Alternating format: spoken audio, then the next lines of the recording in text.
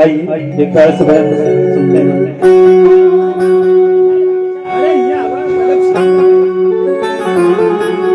कहना है ना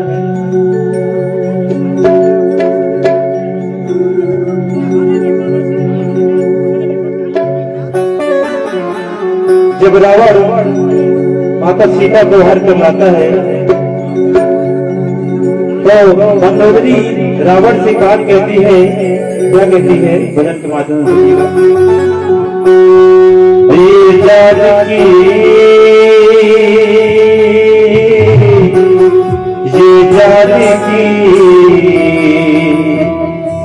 भूखी पिया ये जानकी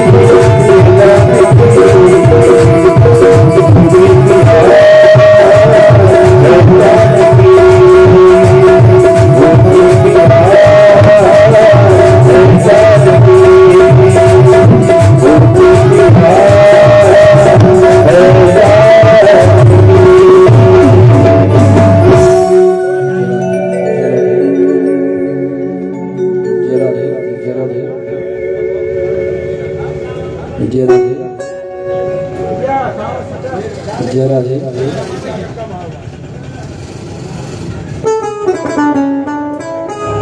जय राधे। जय राधे। जय राधे। जय राधे। जय राधे। जय राधे। बोलिए राजा रामचंद्र की जय हो। काशी विश्वनाथ भगवान की जय हो। वीर हनुमान महाराज की जय हो। अज्ञान के निरांधश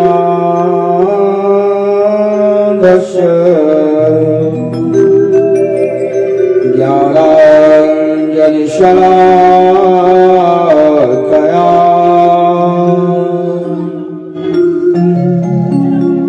चक्षुरुन्मीलितं येन तस्मै श्री गुरुवे नमः।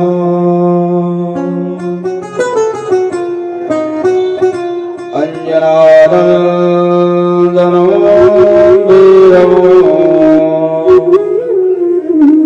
जानकी शोकनाशनम्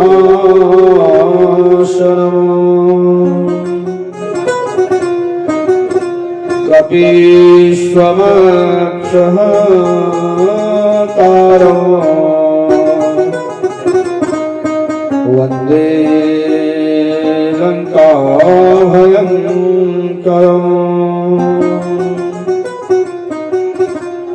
गङ्गातरङ्गरमणीयजटाकलापम् गौरी निरन्तरविभूषितवामभागम् नारायणप्रियमनङ्गमदापहारम् वाराणसीपुरपतिं भज विश्वनाथम्। या देवी सर्वभूतेषु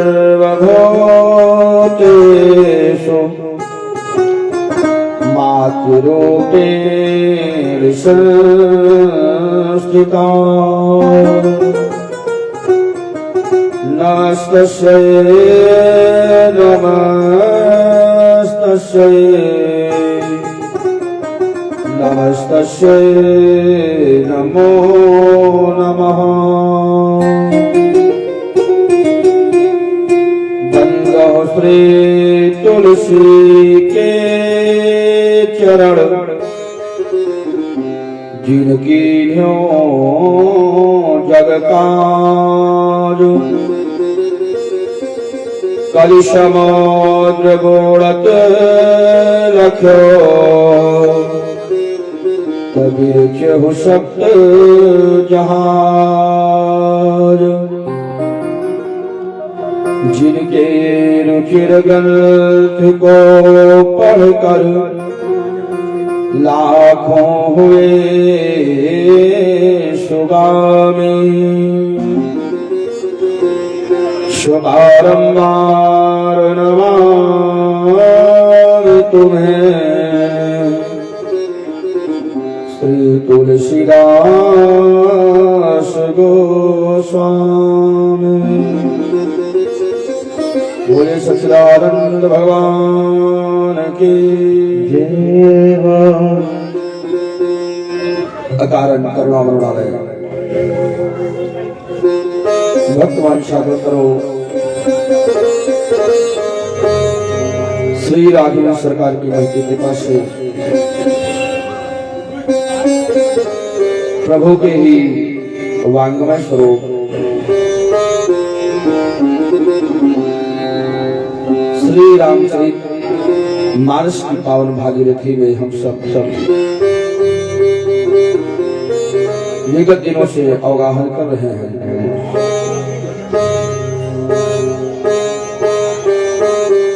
अयोध्या में भगवान श्री राम जी के मंगलमय महोत्सव के उपलक्ष्य में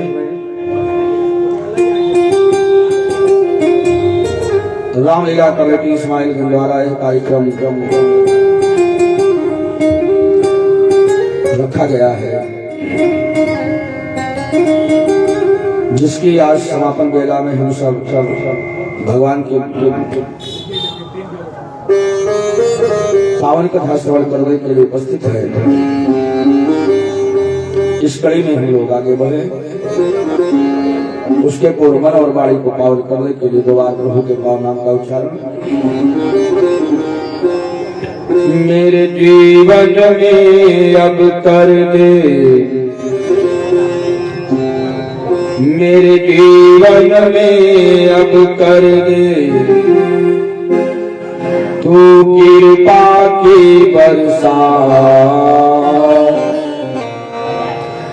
अरे देना हो तो दीजिए जन्म जन्म का साथ, देना हो तो दीजिए जन्म जन्म का साथ, देना हो तो दीजिए जन्म जन्म का साथ, देना हो तो दीजिए जन्म जन्म का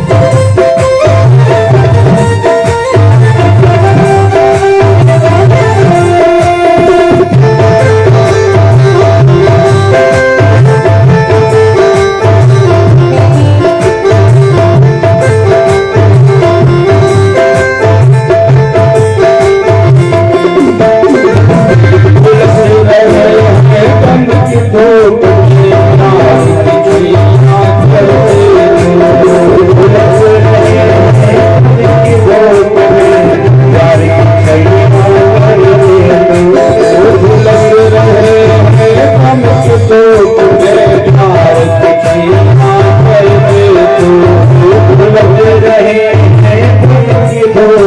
प्यार की सैया करने तो बिन मांगे आवत रे आप द्वार पकड़ ले तो बिन मांगे आवत रे आप पकड़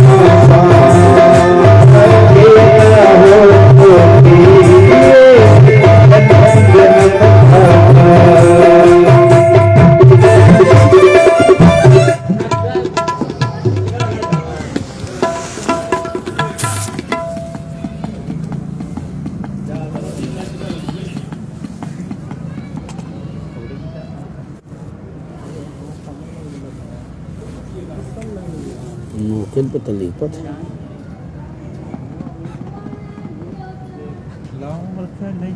ले दे यही हाँ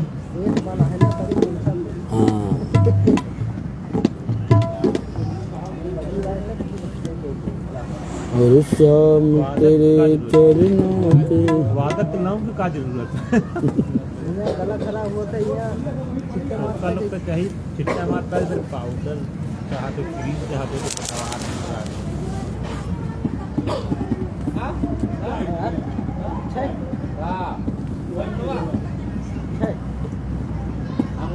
शाम कितना ही दे रहेगा भैया काल जो दे रहे ना हाँ हाँ ले आओ ले जाओ लाइक क्या बच्चे तो लोचू है वो भाइयों की अरे नहीं है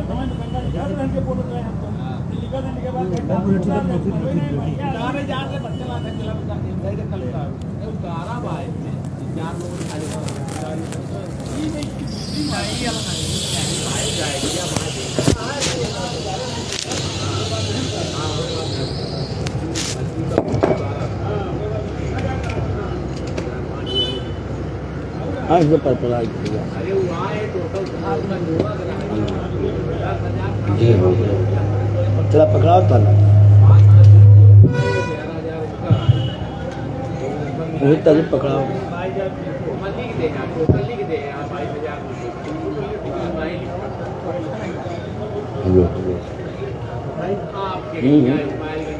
वही पुराने आओ पुराने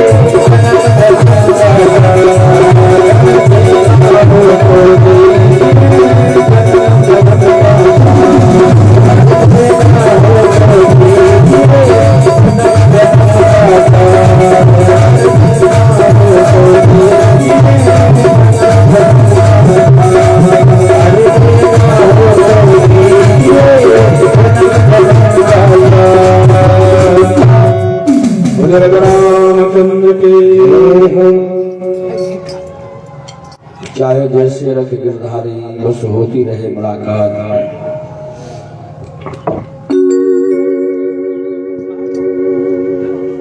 जीव कहता है कि स्थिति कैसी भी हो,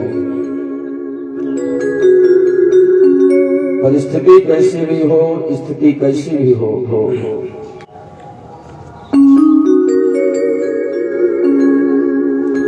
ये संबंध टूटना नहीं चाहिए।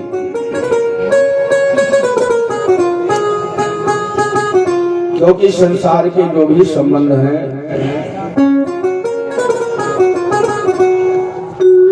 बाबा तुलसी कहते हैं कि स्वार्थ से जुड़े हुए हैं, कि स्वार्थ में सकल जग माहे। जो भी संबंध है वो स्वार्थ से जुड़े हुए हैं। कौन ऐसा है जो परमार्थी है?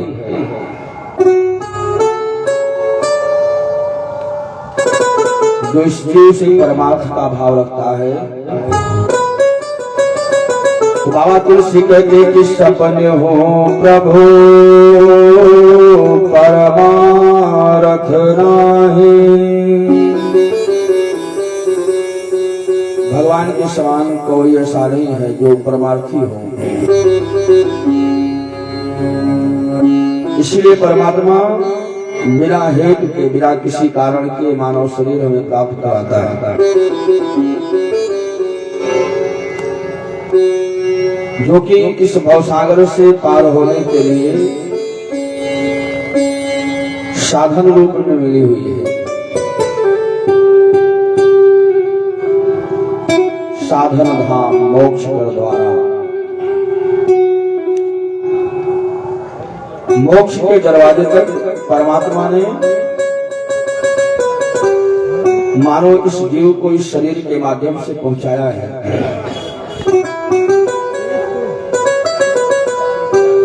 इस तल को पाने के बाद भी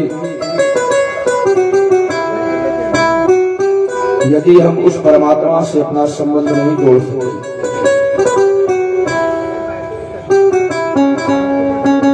तो बाबा तुलसी कहते हैं कि सो परत दुख पावई सिर धुर्धुनि पछताए। काल है, कर्म है, ईश्वर है, मिथ्या दोष लगाएगा। वही काल को, वही कर्म को, वही ईश्वर को दोष देता है। किसी ने बड़ी प्यारी बात कही है,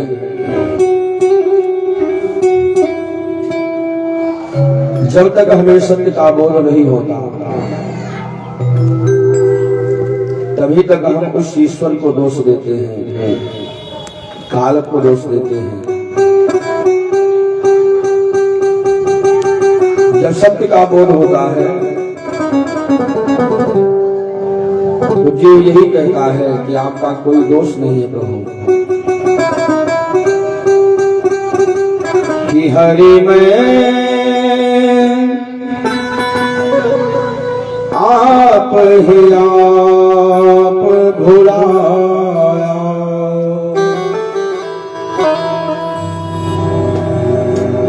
इस संसार में अपनी अज्ञानता के कारण ही हम भटक रहे हैं। कि हरि में आप ही आप भुलाया।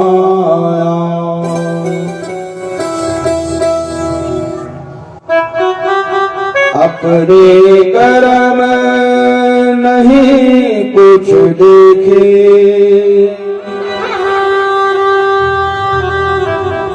तुम पर दोष लगाया।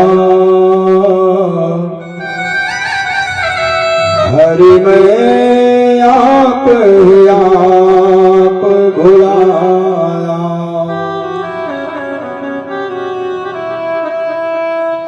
उसको भूल जाने का परिणाम यही है कि जीव 84 लाख योनियों में घूमता रहता है। इसको इस भवसागर से पार होने का रास्ता नहीं मिलता है।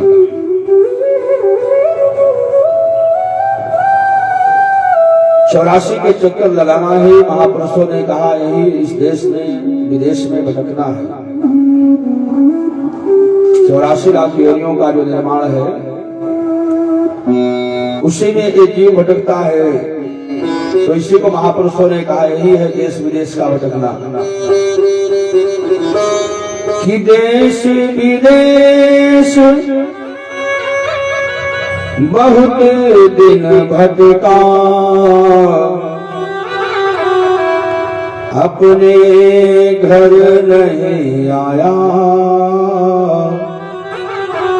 हरि में आप ही आप भुलाया। और उस भटकने का कारण कोई और नहीं है,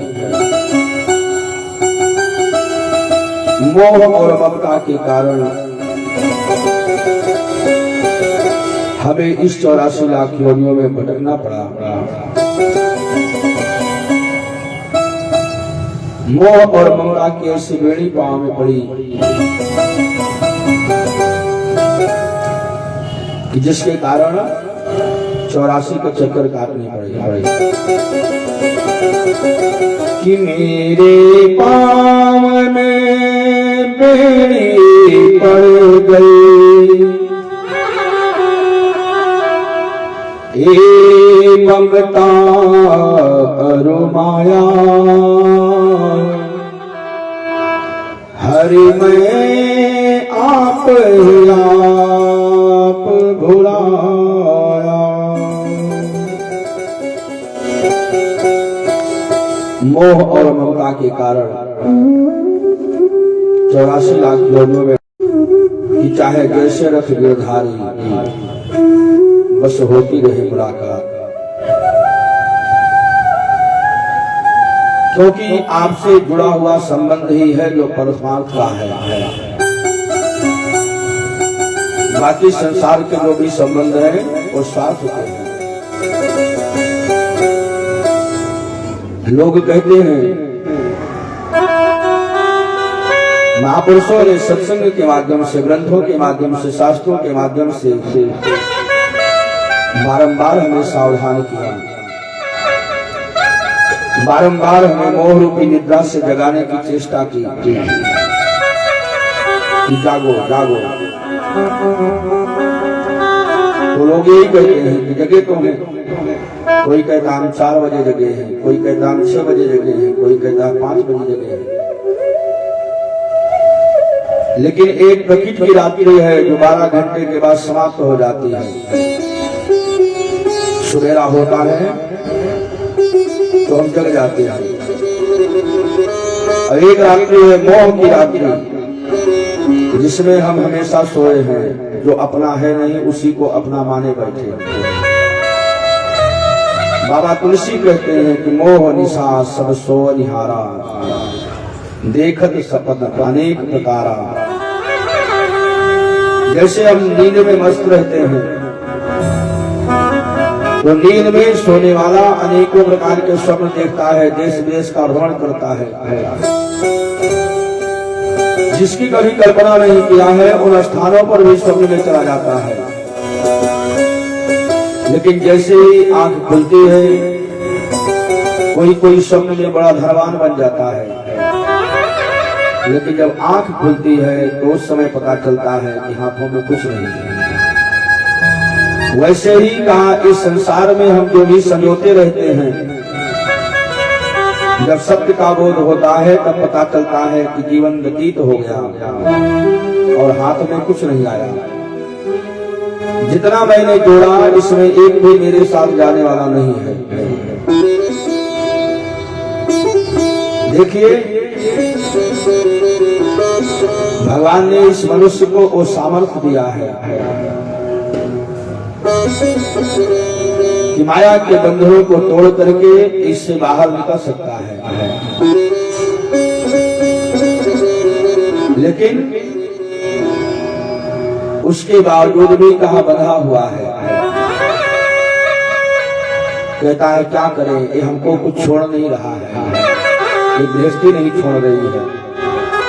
और महापुरुषों ने कहा कि गृहस्थी को हमने पकड़ रखा है, गृहस्थी ने हमको नहीं पकड़ा है। उदाहरण में जैसे किसी व्यक्ति ने 1000 गधे पाले, सवेरा होता है तो उन सबको रस्सी से छोड़ करके ले जाता है, घुमाता है, और शाम होती है तो ला करके रस्सी में बांध देता है। एक दिन जब घुमा करके लेके आया तो सबको तो रस्सी लगाई, लेकिन एक रस्सी कम पड़ गई। अब अंधेरा हो गया, सर पे हाथ रख करके बैठा है, क्या करूं, सबको तो बांध दिया, एक की रस्सी नहीं लगाई, और रस्सी नहीं लगाऊंगा तो रात में भाग जाएगा, तो सवेरा होगा तो हमें ढूंढना पड़ेगा। बड़ी चिंता में बैठा हुआ था, क्या करूं। तो कोई सन्निकट वही महात्मा रहते थे, उधर से जा रहे थे, देखा, उससे पूछा भैया क्या हुआ, बड़े उदास हो। तो उसने कहा कि महाराज यही बात है, सबको तो हमने रस्सी लगा दी, लेकिन एक रस्सी कम पड़ गई, कहीं खो गई है,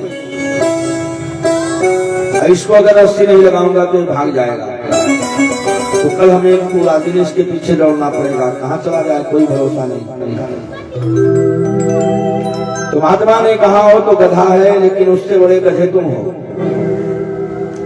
अरे तुम्हें पता है पशुओं में गधा है, तो नहीं रस्सी है तो कोई बात नहीं है। जैसे उसके गले पर रस्सी लगाते थे, वैसे केवल खाली हाथ घुमा दो तो उसको लगे कि रस्सी लग गई है। उसने वैसे खाली रस्सी का बहाना लेकर के बस खाली हाथ घुमा दिया, अब उस गधे को लगा कि हाँ मैं बंध गया हूं।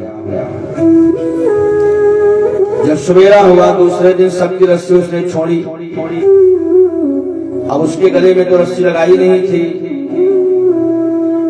अब जितने थे बाकी 999 तो सब बाहर हो गए, अब वो वहीं तरह पे खड़ा है और डंडों से मार रहा है, बाहर निकालने के लिए प्रयास कर रहा है। और जब मारता है तो वहीं घूम रहा है, वो बाहर नहीं कर रहा।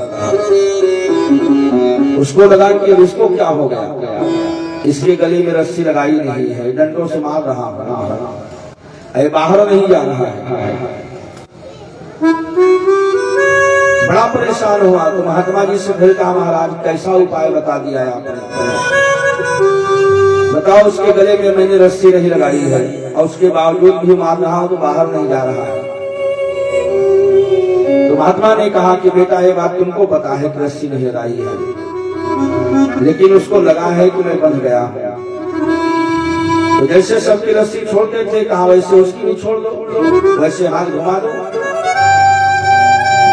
और जब हाथ घुमाया तो निकल करके वो भी बाहर खड़ा हो गया। तो पहले भी रस्सी नहीं लगी थी और बाद में भी रस्सी उसको छोड़ने की जरूरत नहीं पड़ी, लेकिन उसने मान लिया है कि मैं बंध गया हूं। ठीक वैसे ही महापुरुषों ने कहा कि हम अपने को मान करके बैठे हैं कि हम माया के बंधन में बंधे हुए हैं,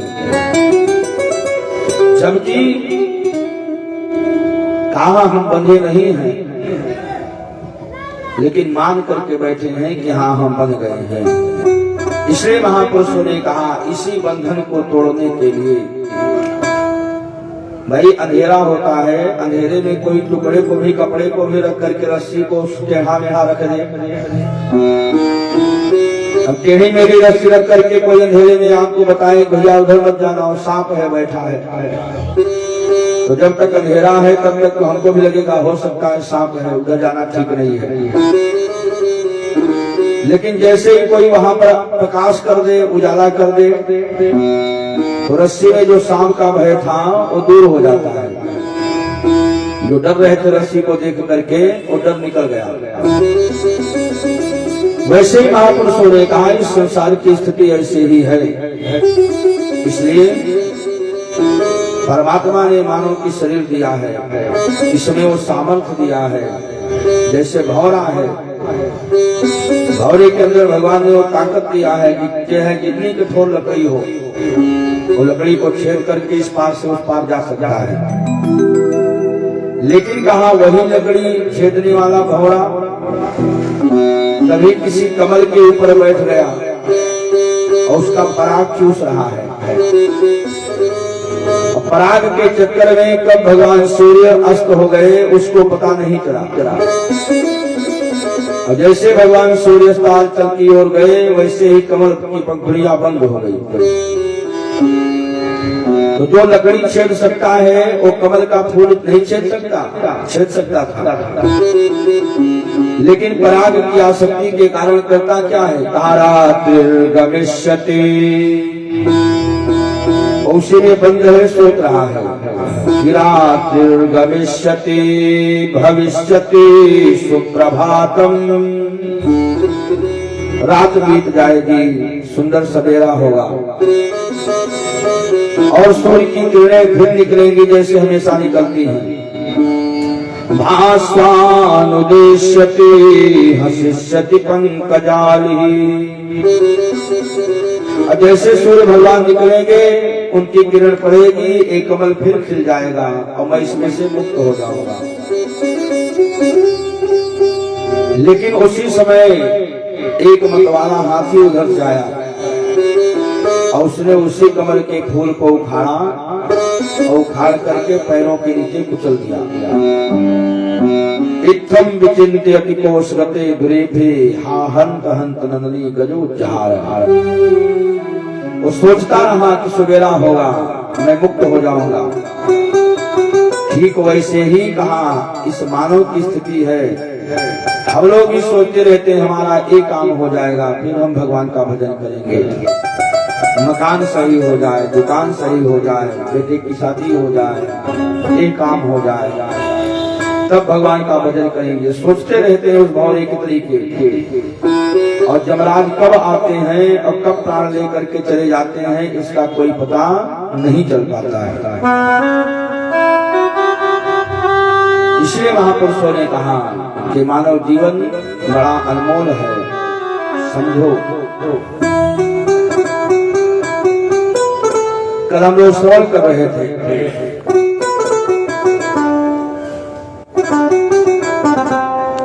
भगवान श्री राम ने भगवान शिव के उस विशाल धनुष का खंडन किया।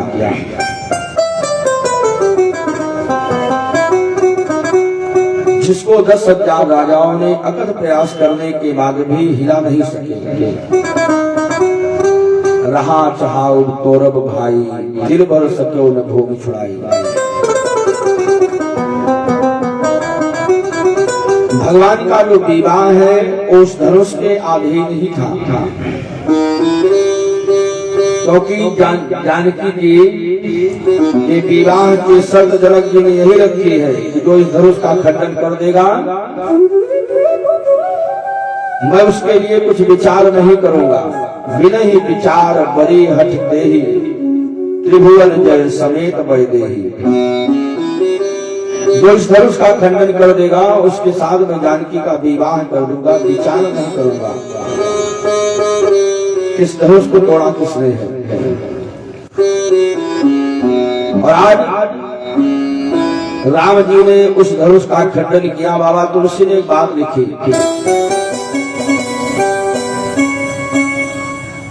कि लेत चढ़ावत खैचत गाढ़े, अकाहुन लखा देखी सब ठाढ़े। बाबा तुलसी कहते हैं कि 10,000 राजा बैठे हैं, पूरे मिथिलापुर के लोग बैठे हैं, जनक जी हैं, विश्वामित्र जी हैं, बड़े बड़े संत महात्मा भी बैठे हैं। और उस सभा के बीच में राम जी धनुष के पास गए और धनुष को कब लिया और कब उठाया कब तोड़ा ये किसी ने देखा नहीं। लेक चढ़ावत खैचत गाढ़े, काहू न लखा था, देख सब ठाढ़े। अब 10,000 राजा वो इसीलिए गए हैं, धनुष तोड़ने के चक्कर में ही सब गए थे, किसी से टूटा नहीं। और उसी काम के लिए गए हैं और धनुष टूट गया और किसी ने देखा नहीं, ये संभव है? सब तो टकटकी लगा के देख ही रहे थे कि देखो हमसे तो नहीं उठा, इतने लोग मिले, अब ये देखो ये कैसे तोड़ते हैं। लेकिन भगवान ने यहाँ पर लिया क्या, कहा जो राजा आए थे, जिनके मन में विचार था कि धनुष कोई भी तोड़े, जानकी को हम लेके जाएंगे, जो राजा अपना अभिमान लेकर के बैठे थे, उन राजाओं के अभिमान को भगवान ने ही जाना, उनके अभिमान को राम जी ने लिया। तो कहा लिया क्या, कहा राजाओं का अभिमान। फिर कहा चढ़ावत, चढ़ाया क्या, कहा एक तरफ तो डोरी चढ़ाई और दूसरी तरफ कहा जो जनक जी का मनोबल टूट चुका है, जनक जी का मनोबल जो गिर चुका है। तजहुआस निज निज गृह जाओ, लिखान विधि बदे विवाहो। जो जनक जी का मनोबल गिर गया था, उस राम जी ने जनक जी के मनोबल को उठाया, उठावत और खींचा क्या, कहा जो 21 बार क्षत्रियों का संहार करने वाले परशुराम जी महेंद्र पर्वत पर विराजमान हैं, ऐसे परशुराम जी को अपनी ओर खींचा प्रभु ने। एक कार्य भगवान ने किया सभा के बीच में, लेकिन किसी ने देखा नहीं। लीक चढ़ावत खींचत गाढ़ी, और काहुन लखा देखि सब ठाढ़े। यही क्षण मध्य राम शिव तोरा। ऐसे परिस्थिति में राम जी ने धनुष का खंडन किया, लेकिन एक बात देखिए, धनुष की कठोरता किसमें है। कहा जब राम जी धनुष तोड़ने के लिए उठे तो लक्ष्मण जी ने अपने पैर के द्वारा अंगूठे से ब्रह्मांड को दबा लिया, पैरों से इस धरती को दबाया कि कहीं धरती डगमगा न जाए। और लक्ष्मण जी ने कहा कि दिश कुंजरहो कमठ जहि कोला, धरहु धीर। कहा कि धरती से कहा कि धारण करो, डगमगाना मत। क्यों? क्योंकि राम चाहे शंकर धर तोरा, अहो सजग सुनिया यशु मोरा। लक्ष्मण जी के इसी वाक्य से ही पता चलता है कि धनुष कितना कठोर है। और आज राम जी ने 2 खंड में करके धनुष को आज नीचे डाल दिया। देखिए राम जी ने धनुष तोड़ा तो आगे का हिस्सा 2 टुकड़े में हो गया, लेकिन जो रस्सी लगी थी रस्सी नहीं टूटी। जो रस्सी लगी थी वो रस्सी नहीं टूटी, केवल आगे का हिस्सा 2 टुकड़ों में बट गया। अब धनुष पड़ा हुआ है, वो रस्सी मुस्कुरा रही है क्योंकि वो नहीं टूटी। टूटा तो आगे का हिस्सा टूटा। देखिए टूटता कौन है? आगे का हिस्सा है कठोर, और रस्सी कठोर नहीं है। टूटता वही है कहाँ जो कठोर होता है भाई, जिसमें अकड़ होती है वही टूटता है। का झुकता वही है जिसमें जान होती है, अकड़ तो मुर्दे की पहचान होती है। तो कहा रस्सी नहीं टूटी, आगे का हिस्सा टूट गया, रस्सी मुस्कुरा रही है। तो आगे के हिस्से ने कहा कि क्या बात है, तुम हमें देख करके मुस्कुरा रही हो, तुम नहीं टूटी और मैं टूट गया इसीलिए। तो रस्सी ने कहा नहीं, तुम टूट गए मैं नहीं टूटी इसके लिए नहीं हंस रही हूँ। कहा मैं इसलिए मुस्कुरा रही हूँ कि मुझे कारण पता चल गया कि तुम क्यों टूटे और क्यों नहीं टूटी मैं। तो आगे के हिस्से ने पूछा कि बताओ अगर तुम्हें कारण पता चल गया कि मैं क्यों टूटा और तुम क्यों नहीं टूटी, तो बताओ मुझको मैं क्यों टूट गया और तुम क्यों नहीं टूटी।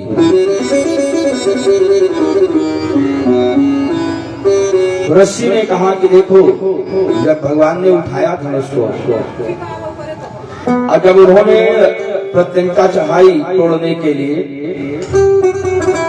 तो रस्सी कहती है कि मैं भगवान के हृदय के पास पहुंच गई और तुम भगवान के हृदय से दूर हो गए। टूटता वही है, विनाश उसी का होता है जो भगवान से दूर होता है। जो भगवान के सन्निकट है, जो भगवान के समीप है, उसका कभी विनाश नहीं होता। देखिए एक बड़ा प्यारा सा उदाहरण है। एक बार कोई महिला, पहले घर में लोग जाग पीसते थे ना, तो महिला कुछ दाने लेकर के पीसने के लिए बैठी थी। पहले लोग हाथों से पीसते थे, तो महिला लेकर के अनाज पीस रही थी और जितने डाल रही थी दाने वो सब पीस पीस करके आटा बन करके नीचे गिर रहे थे। कबीरदास जी उधर से जा रहे थे। कबीरदास जी ने देखा, कबीरदास जी कुछ देर खड़े रहे वहां और जब तक खड़े रहे तब तक यही देखा कि महिला जितना उसमें अनाज डाल रही है वो चक्की में पीस करके आटा हो करके गिर रहा है, एक भी समूचा दाना नहीं गिरा। कबीरदास जी रोते रोते आए, कबीरदास जी रोते हुए आए। कहा जैसे इस चक्की के दो पार्ट में डाला गया अनाज का दाना साबुत नहीं बचता है, ठीक उसी तरीके से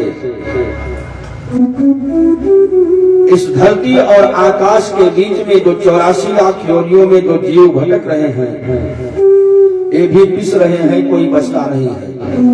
काल बड़ा सतर्क है। तो इसी विचार से कबीरदास जी ने लिखा कि चलती चाकी देख कर दिया कबीरा रोए, अदे पाटन के बीच में साबुत बचा न कोई। जैसे उस चक्की के दो पाट के बीच में कोई अनाज का दाना साबुत नहीं बचता है, वैसे इस धरती और आकाश के बीच में 84 लाख योनियों में घूमने वाले जीव कोई बचते नहीं है। काल सबका भक्षण कर लेता है। तो कबीरदास जी रोते जा रहे थे, लिखते जा रहे थे।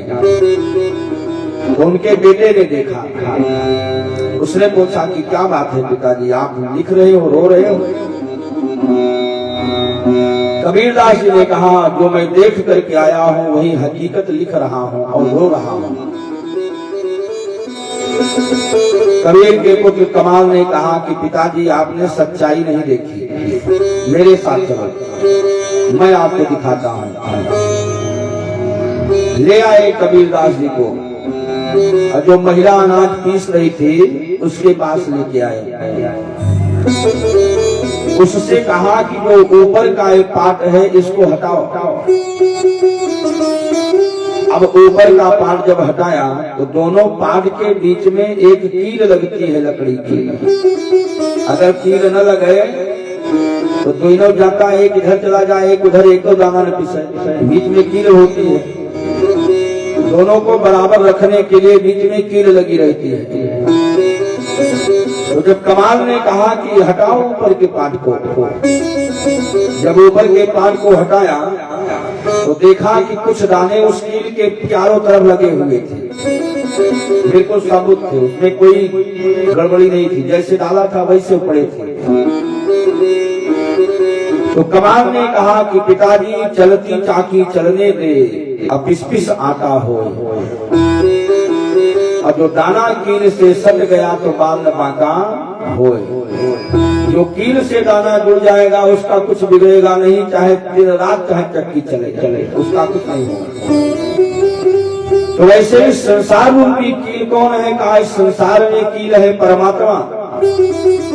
जो जीव इस परमात्मा रूपी कील से अपना संबंध जोड़ लिया, कहा ये चक्की चलती रहे, काल भले ही रहे, लेकिन परमात्मा भुवनेश्वर काल होकर काला, परमात्मा काल का भी काल है। इसलिए उस धनुष की डोरी ने कहा कि तुम दूर हो गए भगवान के हृदय से, इसलिए टूट गए, और मैं भगवान के हृदय के पास पहुंच गई, इसलिए मैं नहीं टूटी। जब धनुष का खंडन हो गया तो सखियों ने जानकी जी के पास जाकर के कहा कि अब वरमाला डालो, क्योंकि रहा विवाह चाप आधीना, धनुष टूट गया है। जानकी जी माला लेकर के आई, राम जी के सामने खड़ी है। जानकी जी छोटी है, राम जी थोड़ा बड़े हैं। सखियां बार बार कहते हैं कि राघव हमारी जानकी थोड़ा छोटी है, थोड़ा अगर आप सर झुका लेते तो हमारी जानकी जी आपके गले में माला डाल देती है। तो राम जी ने यही कहा कि अब माला चाहे पड़े और चाहे न पड़े, धनुष टूट गया भाई, धनुष के ऊपर भी काम था, अब तो धनुष टूट गया, अब माला से क्या लेना देना है। और ससुराल में झुकना ये ठीक नहीं है। अब सब बैठे हुए हैं, वाजे पत्नी के आगे सर झुकाऊं, इसलिए कहा झुक नहीं सकता। दूसरे कहा भगवान है नारायण, वो है माया, कहा माया, उसके आगे मायापति थोड़ी झुकेगा, कहा झुकेंगे नहीं। जानकी जी हाथ में माला लेकर के खड़ी हैं, राम जी झुकने को तैयार नहीं है। आज काफी समय बीत गया तो राम जी झुक नहीं रहे हैं, जानकी जी पहना नहीं रहे हैं। बाबा तुलसी ने एक बड़ी प्यारी अर्धाली की, सोहत जनो युग जलज सनाला, और शशि सभेद देत जय माला। भगवान के गले में जानकी जी माला नहीं डाल रही हैं, उसका कारण क्या है? कहा जो जानकी जी का जो दोनों हाथ है, बाबा तुलसी कहते ऐसे माला पकड़े थे, तो माला पकड़ने से जानकी जी का हाथ ऐसे लग रहा है जैसे कोई कमल खिलने की तैयारी में हो। तो जानकी जी के दोनों हाथ बिल्कुल कमल के तरीके हैं। सोहत जनो युग जलज सनाला, और कमल खिलता है कब? कहा जब भगवान सूर्य का उदय होता है तब। चंद्रमा चाहे पूर्णिमा की रात्रि का हो, चंद्रमा के प्रकाश में कभी कमल नहीं खिलता। तो आज आगे कौन है? कहा शशि सभेद देत जय माला। आगे भगवान का जो मुखमंडल है वो चंद्रमा की भांति है, इसलिए कहा चंद्रमा के प्रकाश में, कहा कमल विकसित नहीं हो रहा, हाथ आगे नहीं बढ़ रहा। राम जी खड़े हैं और जानकी जी माला लेकर के खड़ी है। राम जी झुकने को तैयार नहीं है, जानकी जी पहनाए तो कैसे पहनाए। तो जब काफी समय हो गया, लक्ष्मण ने देखा कि हमारी भाभी जी तब से खड़ी है माला लेके, भैया झुकेंगे नहीं। मुझे पता है कि भगवान अगर कभी झुकता है तो भक्तों के सामने झुकता है, कभी माया के सामने नहीं झुकता है। इसलिए लक्ष्मण जी ने क्या किया, थोड़ा सा फूल लिया हाथ में, अब फूल लेकर के आए और ला करके भगवान के चरणों में डाल करके फूल लेट गए लक्ष्मण जी। और और जैसे लेटे तो लक्ष्मण जी को राम जी ने कहा, भैया क्या कर रहे हो, उठो। लक्ष्मण जी ने कहा कि मेरा काम है आपके चरणों में पड़े रहना। अगर आपको अपनी इज्जत प्यारी है तो भक्त आपके चरणों में पड़ा है, इसको उठाओ, और नहीं तो ऐसे पड़ा रहेगा। राम जी ने कहा कि ये सब काम करने के लिए तुमको यही स्थान मिला था, यही लेटना था चरण में, हाँ बाद में कर लेते। लक्ष्मण जी ने कहा कि जब मेरी इच्छा, जब भक्त चाहे तब भगवान के पास जाए, तो हम तो अपना काम कर रहे हैं, अब आप अपना काम करो। भगवान ने बार बार प्रयास किया लेकिन लक्ष्मण जी नहीं उठे, और अंत में कहा, जब लक्ष्मण जी को उठाने के लिए भगवान जैसे ही झुके, तब माता जानकी ने गले में मौका देख करके जयमाल डाल दिया। बोले सियावर रामचंद्र की जय हो। अरे डाल रही बरमाला, आज माता जानकी अरे डाल रही बरमाला, अब तो जानकी अरे डाल रही बरमाला, अब तो जानकी। जय बोलो सीता माता की, डाल रही बरमाला, अब तो जानकी। जय बोलो सीता राम की, डाल रही बरमाला, अब तो जानकी। जय बोलो सीता राम की, डाल रही बरमाला, अब तो जानकी। जय बोलो सीता राम की।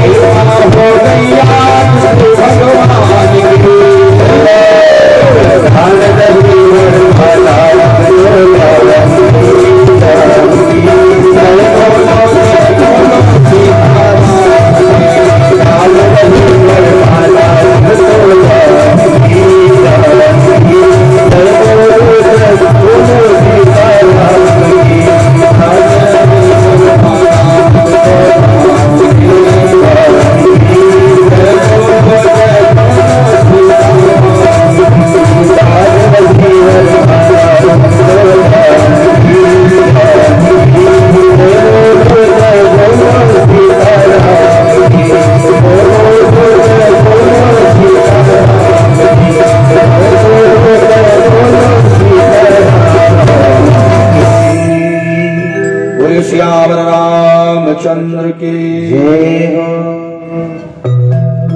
जानकी जी ने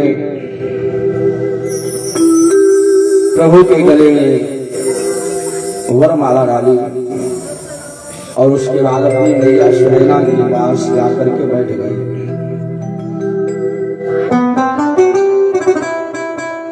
अब जैसे ही राम जी के गले में माला पड़ी, अब जो अभिमानी राजा बैठे हुए थे, जो इस अभिमान में थे कि धनुष कोई भी तोड़े जानकी को तो हम ही ले जाएंगे, अब जितने भी राजा थे उठ करके खड़े हो गए। सब कवच कुंडल पहन करके अपने तीर तरकश ले करके खड़े हो गए और आपस में कहते हैं कि बांधो इन दोनों लड़कों को, मत दया करो सुकुमारों पर। राजाओं ने कहा कि हम जैसे बड़े बड़े बलवान राजाओं के रहते हुए ये छोटे छोटे राजकुमार जानकी को यदि लेकर के चले गए तो हमारे लिए तो डूब के मर जाने वाली बात होगी। अरे धनुष तोड़ दिया तो क्या हुआ, लेकिन इनको बांध दो, ये जाने न पाए जानकी को लेकर। बांधो इन दोनों लड़कों को, मत दया करो सुकुमारों पर। अब तलक धनुष पर निर्णय था, अब निर्णय है तलवारों पर। राजाओं ने कहा बांधो इनको, हमारे रहते हुए जानकी को लेकर के चले गए, ठीक नहीं है, बांध लो इनको। अगर इनका पक्ष लेकर के अगर जनक जी भी आते हैं तो इनको भी बांध लो। देखिए कई रामायण की रचना हुई है और हर रामायण में परशुराम जी तब मिले हैं जब भगवान राम का विवाह हो गया है, जनकपुर से बारात जब विदा हो गई है, तब बीच रास्ते में कहा तब परशुराम जी मिले हैं। केवल एक बाबा तुलसी कृत रामायण ही ऐसा है जिसमें परशुराम जी का आगमन धनुष टूटने के पश्चात ही हो गया। क्यों? बाकी जिन्होंने रामायण लिखी वो कवि थे और बाबा तुलसी भक्त थे। और कोई भी भक्त ये नहीं चाहता है कि हमारे प्रभु को कष्ट मिले। बाबा तुलसी सोच रहे हैं कि बताओ इतना बढ़िया माहौल है, राम जी ने धनुष तोड़ा, तीनों लोक में जय जयकार हो रही है, और ऐसे स्थिति में जहां मंगल उत्सव होना चाहिए उस मंगल उत्सव के बजाय ये जितने दुष्ट राजा हैं ये धनुष बाण लेकर के तीर तरकश लेकर के युद्ध करने के लिए तैयार हैं। तो जहां मंगल काम होना चाहिए वहां ये अमंगल करने के लिए तैयार हैं, युद्ध करने के लिए तैयार हैं प्रभु से। तो बाबा तुलसी ने कहा कि युद्ध करने की बड़ी इच्छा है इन राजाओं के अंदर, कोई बात नहीं। तो युद्ध ही करना चाहते हो तो युद्ध करने वाले को हम बुला देते हैं। आज जिस समय राजा धनुष तीर तरकस लेकर के कवच कुंडल पहन करके और भगवान से युद्ध करने की तैयारी में थे, कहा उसी समय कहा कहीं अवसर सुनि शिव धनु भंगा अवायो भृगु कुल कमल पतंगा। जो राजा युद्ध करने की जब तैयारी करके बैठे थे, कहा उसी समय परशुराम जी को बाबा तुलसी मिला करके खड़ा कर दिया। इतने ही अवसर आज जब परशुराम जी आए तो परशुराम जी के कानों में धनुष के टूटने की आवाज सुनाई पड़ी है। कभी चले परशुराम जी के नेत्र बिल्कुल लाल, पूरे शरीर पर भस्म लगा है, बड़ी बड़ी जटाएं हैं।